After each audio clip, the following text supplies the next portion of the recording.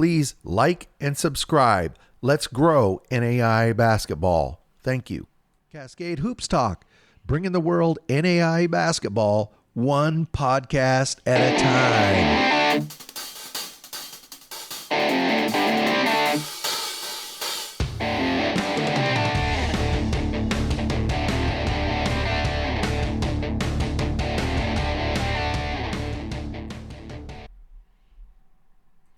Hey, Cascade Hoops Talk, Billy D. Hey, happy Valentine's Day. And I hope everybody enjoys the day. Take your loved one out to supper, or at least buy them some chocolates or something. Hey, not a lot of ball games last night, but we're going to talk about it. We're going to start to, we'll break down a couple more conferences, how they work, and we're going to tear into that River States. It's got a pretty complicated system. So let's just go through what happened last night. In the Red River Conference, there's only one game, LSU Shreveport. Texas A&M, Texarkana gave them a game, but Shreveport came through at the end, and they were able to win this game 89-79. A pair of Kings were in their favor. Jalen King, he had 24 points, 8 rebounds, and Paul King, you talk about filling the stat line, just missed the triple-double, 26 points, 9 rebounds, 8 assists.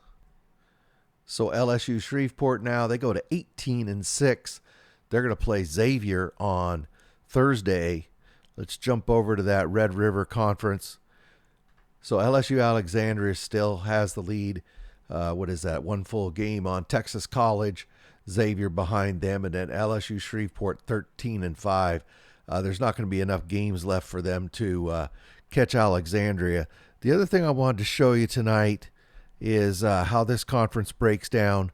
All their games are going to be played at LSU Alexandria. That's a real bonus for them with the way they're playing this season.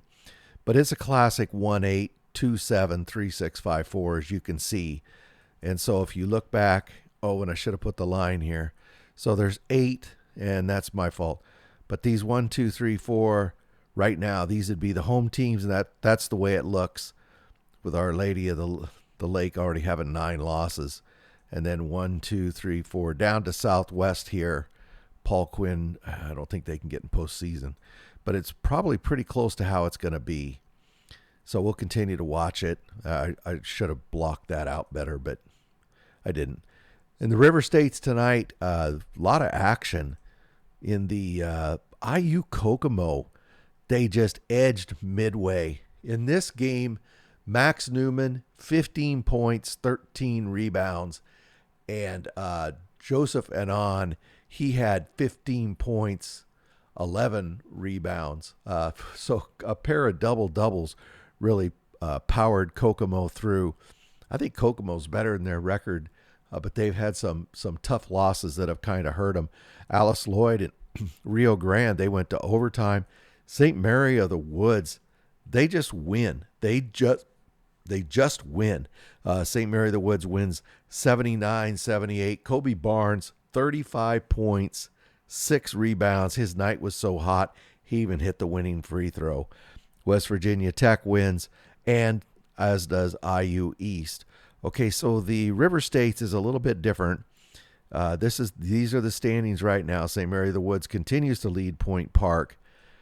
And these 1, 2, 3, 4, 5, 6, 7, 8, 9, 10. So these 10 teams make the playoffs, so the top 10.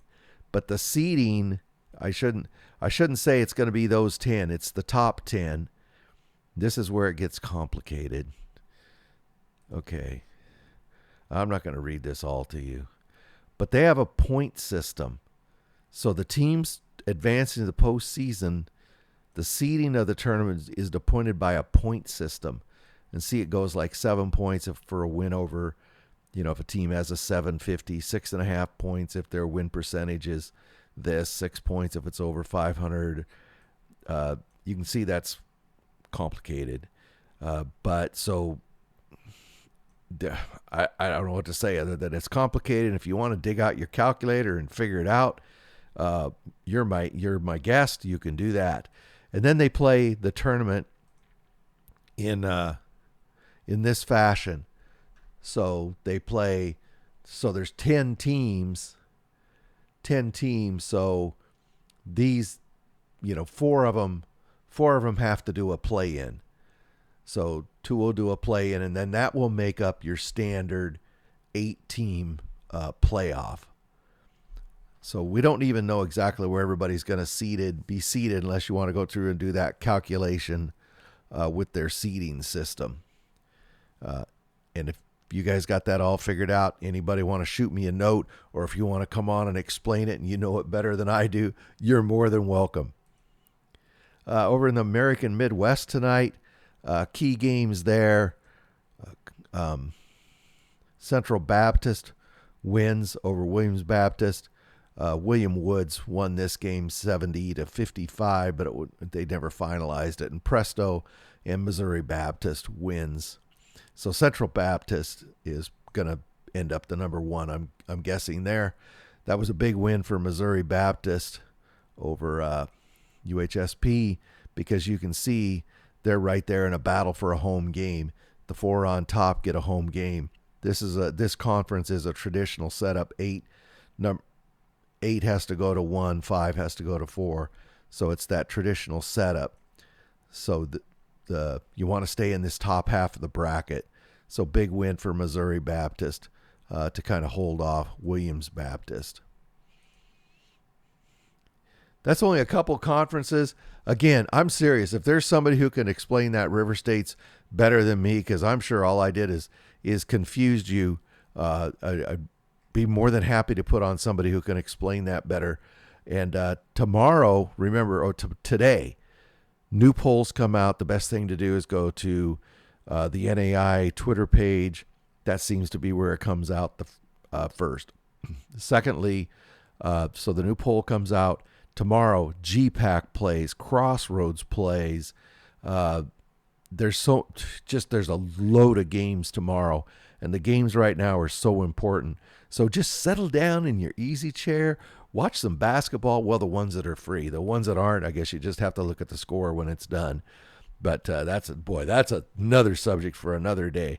But the Sooner Conference, a lot of the GPAC teams have free games. There's a lot of schools that have the free games you can watch, and give them your patronage. Hey, this is Billy D, and we'll be talking tomorrow with tons of basketball scores. And don't forget, the new top 25 comes out today. Thank you. Thank you very much for supporting our podcast. Please like and subscribe. Get out to your local NAI school, because NAI basketball is the best entertainment value in America.